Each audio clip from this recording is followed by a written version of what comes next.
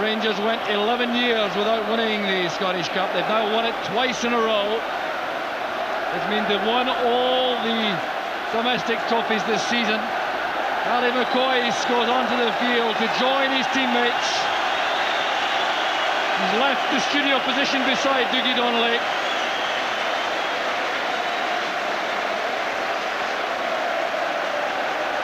Well, evidence again, I think, of the remarkable team spirit among these Rangers players. It's team spirit like this which has carried them through such difficult times, and they've turned out triumphant in the end. Well, it could scarcely have been closer in the end. Rangers hanging on desperately to win the Tennent Scottish Cup, and now the Aberdeen players make their way up the newly constructed trophy area at Celtic Park. So Alec McLeish goes up. He's won the cup 5 times. He's never been a loser in a cup final, a Scottish Cup final. And now he has to go up to collect the runners-up medal from Bill Dickey, the SFA president. Sir Hector Munro also there. But dejection for these Aberdeen players.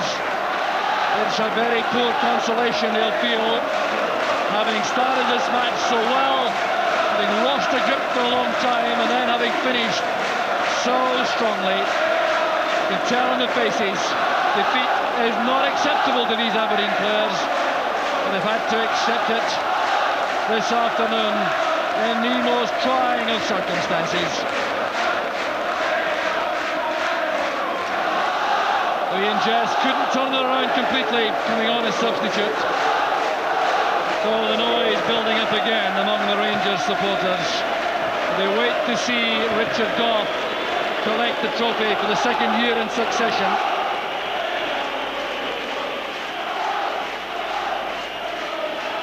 Well, the Aberdeen players have returned to the field. They'll no doubt go and applaud their own supporters for the tremendous backing they had.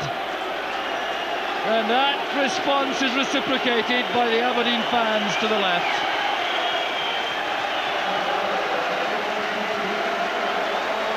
So now the stage is cleared for the winners. The Rangers, led by Richard Gough.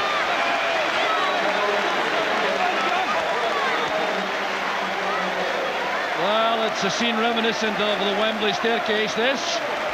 Newly constructed for the purpose. So Richard Gough goes up to collect the Scottish Cup from Sir Hector Munro, the Minister of Sport in Scotland. And there's the scene the Rangers supporters were waiting for. Rangers have done it again.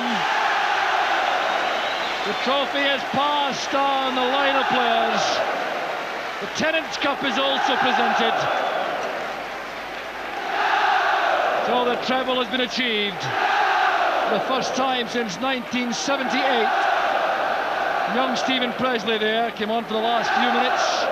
Peter Houster's first winner's medal. Mark Hateley's second. And Gary McSligan there, who didn't come on.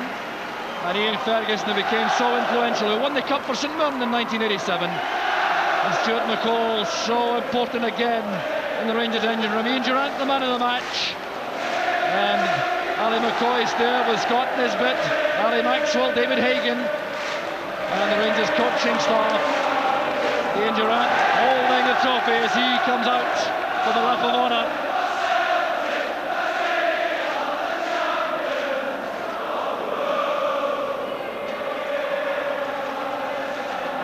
So tremendous noise around the stadium still as the Aberdeen supporters depart. The Rangers supporters will be here as long as their heroes remain on the field. The sea of red, white and blue greeting the Rangers players as they re-emerge on the playing surface for yet another scene of celebration. Rangers certainly becoming used to that now. Walter Smith with the trophy, applauded by the Rangers supporters. He's done a remarkable job in his 2 seasons in charge.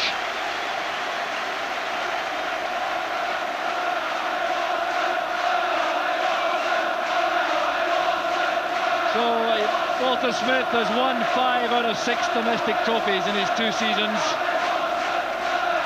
Only the Skoll Cup 2 years ago eluding him. So the photographs being taken now for the morning papers.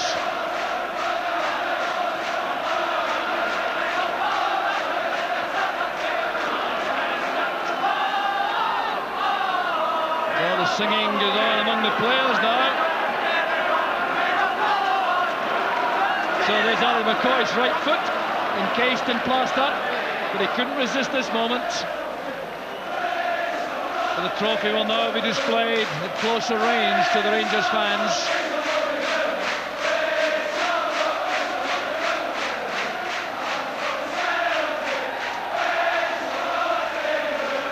Well, becoming used to this, these Rangers players. There's John Brown, an undoubted hero for Rangers all season. So Walter Smith is now down the track with Rob McLean. Walter, that treble moment, how are you feeling? It was terrific ending there. We're just delighted to get through the game in the end. Aberdeen put us under a great deal of pressure the last 20 minutes or so we're just delighted to get there. That first goal not only put you in front, but it also seemed to kill off Aberdeen because they were never the same again. Well, I don't know about that. 2 deflections for 2 of the goals out of the 3. And, you know, Aberdeen, I mean, a fair bit of pressure at the end. I don't know how you can say they were never really in it. I was certainly concerned enough. A long, hard season for you, and you must be delighted. I mean, how do you follow this? Well, you've just got to, haven't you? But I'm just delighted. I think for the players, I mean, they've had to put up an awful lot this season, an awful lot of pressure, an awful lot of games, and they've handled it all well. Ian Durant, superb and worthy of man of the match. I thought Shadow played really well, and terrific performance from him. He's came in at different times and played very well for us this season. Have a good night, well done. Thank you. So delighted Rangers manager Walter Smith. And little wonder what a remarkable record he has in management. The players now showing the trophies. There are 2 there, the Tennent's Cup and the Scottish Cup, being displayed to the Rangers supporters around behind the goal there. Ali McCoy, never far from the action, posing for the photographs. Scored a winning goal, of course, in the semi-final against Hearts, McCoist. There's Neil Murray, with a smile of satisfaction, the 20-year-old, scored the opening goal.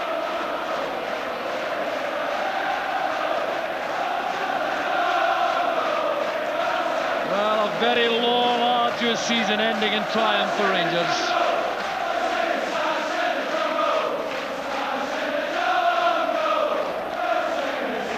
So 51,000 capacity crowd, now reduced somewhat by the Aberdeen contingent, making their way to the exits.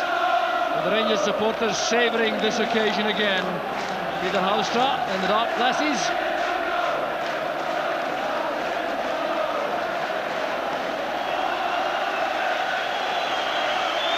So Mark Keithley is there for another Cup Winners' Medal, Mark, and another goal. Well done to you. Yeah, it was a nice day. I think we started well. We started how we needed to start, and as you can see, over the moon for everybody. How did you feel the game went? Because that first goal seemed to knock the stuffing out of Aberdeen a bit, and they struggled to come back. I know, the first 20 minutes was always going to be important. We started well, we got a goal, a fortunate goal with a deflection. And then we scored, you know, right before half-time, and I think that basically sealed the game for us. We got a bit tired in the second half, because we just put so much in the first half. But I think we did enough in the first half to clinch the game. You were talking about a treble beforehand as being a 1 in a million, so you must be feeling just fantastic now. Yeah, well, this is what we set out to do, this is what the fans expect, and this is what they've got. And Pig Leg hobbled on at the end as well. That's right, yeah, that's right. Well done. Cheers, thank you. Well, an undoubted hero again for Rangers. Here's Richard Gough. The first captain since John Gregg to lift the treble. Is this the pinnacle of your career, Richard? Yeah, I would think so. I mean, I've had a lot of great times in my career, but I think this has got to be down to the best. You know, you won your 3 domestic trophies in one season. It's absolutely fantastic as well. I mean, the crowd, the support that we've had again today from there, the boys, is unbelievable, you know. And we couldn't let them down. There's no way we're losing today's game. Congratulations, Richard. Well Thanks very played. much. Thank you. So Richard Gough, the Rangers captain. So the Rangers players going right around the stadium now.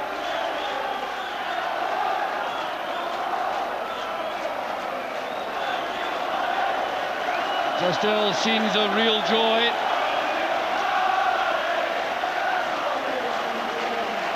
Ali Maxwell, the reserve goalkeeper there also. Mark Hathey now bedecked there in red, white and blue, with a cup aloft. And John Brown with some natty headgear also. Well, Super Rangers, hard to deny that on this season's evidence. The effective semi-final of the European Cup, the winners of the league, the winners of the Skull Cup, and now the winners of the Tennis Scottish Cup.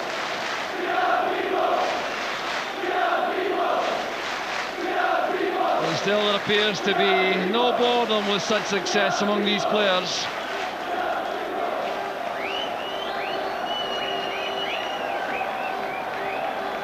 Well, the Rangers supporters staying here to a man, not an empty part of their end of the ground. So different at the other end though. Well, John Brown looking like the man about town now. And the players greeting the supporters at close quarters there. Photographs being taken. And appreciation being directed towards those Rangers players for their efforts of a very long, arduous season. Walter Smith back in the stand. His wife there at the right of the picture.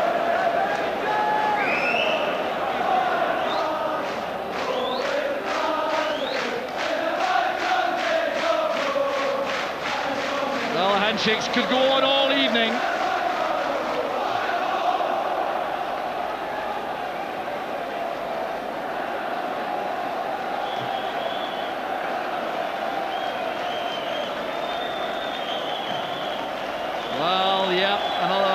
Supporter probably did not pay to get in. Koala Bear in blue and white. Ian Ferguson, who won in 1987 for St Mirren, scored a winner against Dundee United. Andy Gorham, who came to Rangers to try to win trophies, and they've got a replica one also already. The top hat falls off Stuart McCall's head. And the players now making for the dressing room to greet the photographers who are lined up to greet them.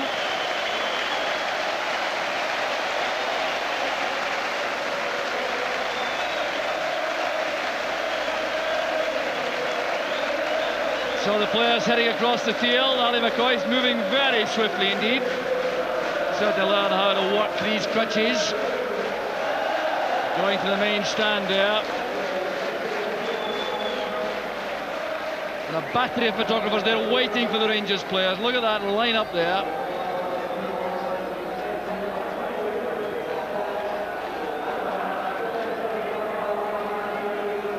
A little boy will remember this for a very long time.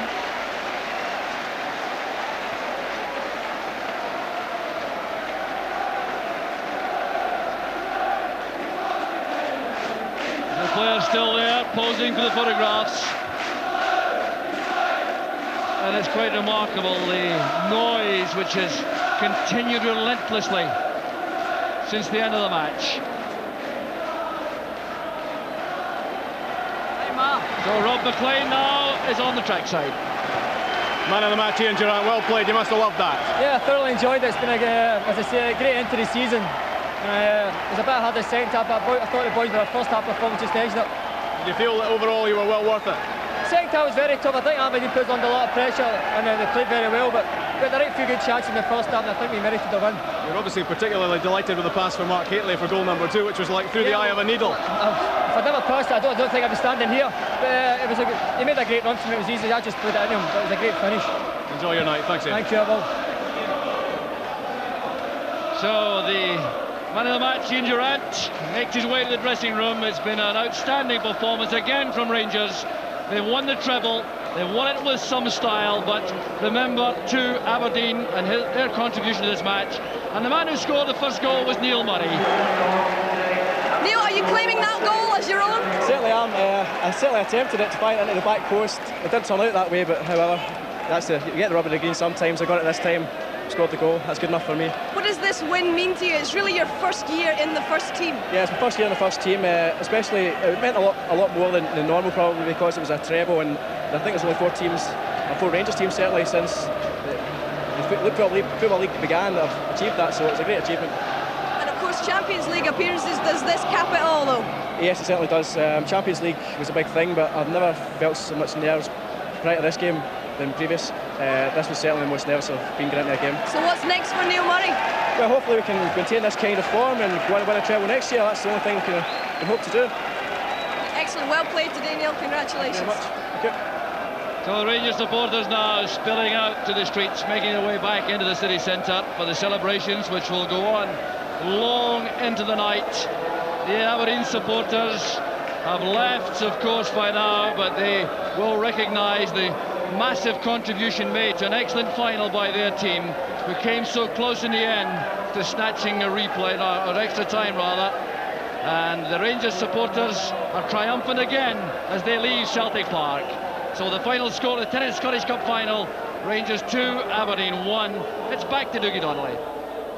Yes, wonderful scenes of jubilation and celebration here at Celtic Park as Rangers complete that domestic treble. Eric and I have been abandoned, as you saw. Ali McCoist has joined his colleagues on the pitch. We tried hiding the crutches, but to no avail. And we'll look back over the second half. And I tell you, incidentally, that Ian Durrant's nomination as man of the match has meant that James Shoren is our winner of the man of the match competition. There he is. James is from Arbroath. They went out, of course, to Rangers, his local club, on the way to the final. But he was right. Ian Durrant, man of the match. There were nearly 10,000 of you called in. Thanks for those, but our winner is to James. Eric, disappointed obviously for your friends in Aberdeen, but over the piece I don't think you can take anything away from Rangers, can you? No, I don't think so.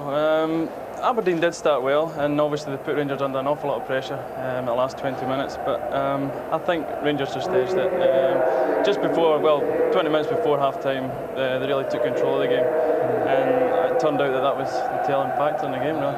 But the Rangers' defence, I thought, were outstanding and when they were under pressure. Exactly. The last 20 minutes, Aberdeen bombarded them, really. It was just everything was in the box, in and out, and they defended magnificently. There's no doubt about that. Would you have any quibble with Ian Durrant as man of the match? There were a few contenders, to be fair. There certainly was, yeah. There was quite a few contenders, actually, but I think Ian Durrant, for me anyway, stood out above the rest of me. And as an ex-pro yourself, having known the injury that he suffered and what he's gone through, it's tremendous to see him come back. It's incredible, really, what he's done, and to come back and to perform at that level, to that standard, is superb, really. Tremendous. With a couple of strange goals in the Skull Cup final early in the season with deflections, with another 2 today. Curious thing in Rangers-Aberdeen matches.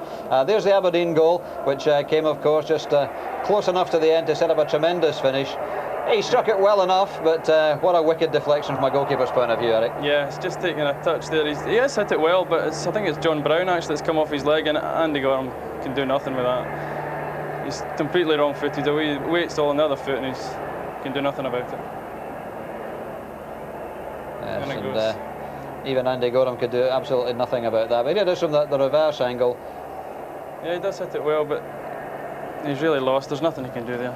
No, absolutely. And the last 13 minutes, tremendously exciting. And I must admit, I never got the feeling that Aberdeen were going to do it. You always felt Rangers were going to hang on. A lot of pressure, but really, they didn't really convince us that they were going to do something with it, you know. They'll be very disappointed, Aberdeen, because they can play a lot better than that. They can. Well, let's take a look at the 2 Rangers goals, which in the end were the vital ones and have won the cup for the 26th time. The first of them, Neil Murray said he's certainly claiming it. It would be churlish to deny him it in his first cup final appearance, but poor Brian Irvine will have nightmares about this, won't he? Brian's mistimed his clearance there, and it's broke to Neil Murray, who I thought had got a bad first touch and had taken it away from the goal. But he's done the right thing in trying to get it across the front of the goal towards the back post, and he's taken a lucky deflection again off Big Brian.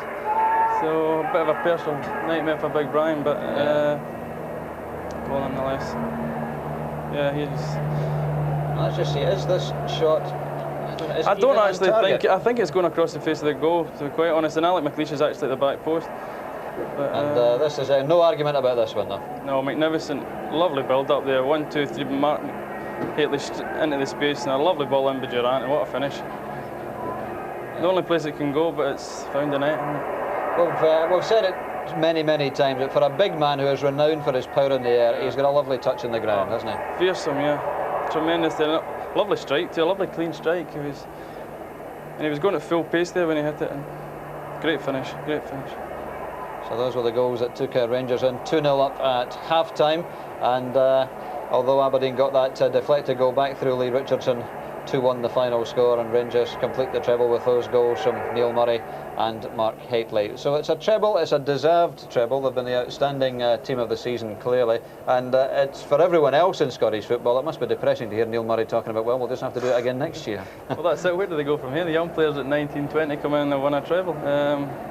Where do they go from here? It's, they do deserve it, there's no doubt about that. They've been outstanding for both in Europe and in the domestic scene. It's been great for Scottish football, but I'd have liked to have seen Aberdeen maybe win it this time, just to set things up a wee bit better for next season, because Rangers are now looking awesome. Yeah. Do you still feel, though, that perhaps Aberdeen will be the main challengers to Rangers again next season? Yeah, definitely. As I said, they can play a lot better, and Aberdeen are capable of beating Rangers on their day, there's no doubt about that. If they can sustain the kind of level of performance that they had during the season, they had a great run during the season and put Rangers right to the end, but it's very difficult. Yeah. Interesting too to see the response to Ian Jess's arrival from the Aberdeen fans. They wanted to see him, and although in the end he could do little about it, it was good to see him back. Yeah, it's good to see him back in the park, I think, and it's very pleasing for the Aberdeen fans. They were always expecting miracles, but that tends to happen. Oh well. Eric, thanks a lot for joining us today. It'll be a long and disappointing road back north, obviously, for those Dons fans who made it down here to Celtic Park. But for Rangers, of course, just as it has been for most of the season, it's a time once again of celebration with the treble completed, the first time in 15 years, a 2-1 win over Aberdeen here at Celtic Park. We're back tonight at 10:55 with a special cup final sports scene match of the day. Jock Brown and Derek Johnson will join me. We'll look back over all the highlights of the match and all the major talking points. That's at 10:55, BBC Scotland on 1.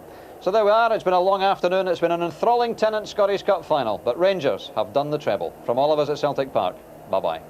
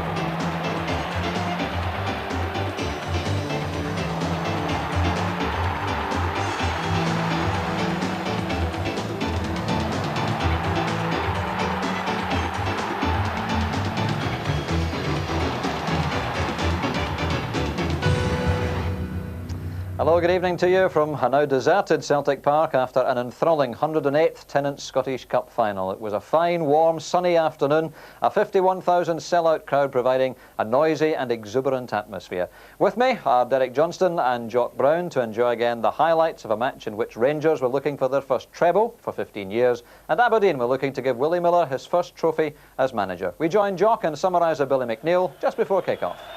And the teams are now emerging, led by the match referee Jim McCluskey. His linesmen are Ian Cathcart and George Maguire. Fourth official there, Bill Crombie, with the spare balls and the substitute boards. The mascots lead out the two teams.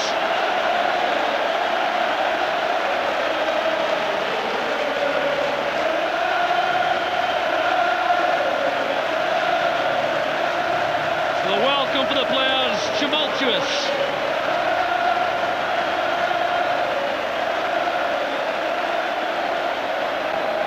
So the Rangers team confirmed once again. Neil Murray over the youngest player in the field at the age of 20.